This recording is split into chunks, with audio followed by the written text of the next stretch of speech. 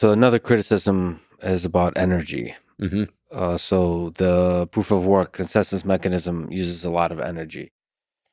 What's the response to that criticism of Bitcoin? Yes, because it's worth it. Okay, The airplane uses a lot more energy than a kayak. When you're going to cross the Atlantic next time, what are you going to take? A kayak that is environmentally friendly according to this insane definition?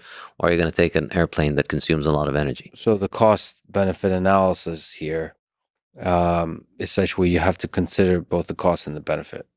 Exactly. And I think it's an astonishing testament to just how far backward people's scientific and technological thinking has devolved to the point where we think of energy consumption as a bad thing. I think it's just, and in the fiat standard, I discussed in the whole hysteria around energy, and I think it's a product of fiat inflation because it's a way of trying to covering up the fact that energy fuels that are reliable and necessary for the current world are becoming more and more expensive because of inflation.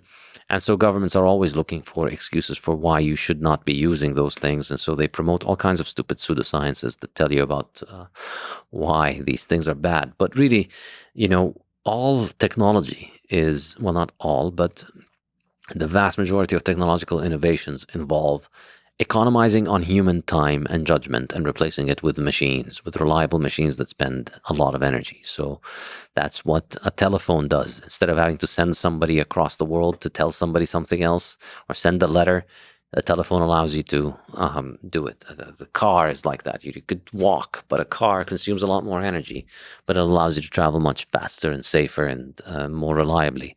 An airplane is like that. Modern telecommunication, human prosperity is an increase in the consumption of energy. And I think it is an absolutely criminal thing. And I genuinely mean the word criminal to portray energy consumption as a bad thing, because it is truly depriving people of the chance to live a life that makes life better. It's truly criminal to tell poor countries that they should not consume the same energy sources that are being used in rich countries, that on which our modern infrastructure and modern life relies.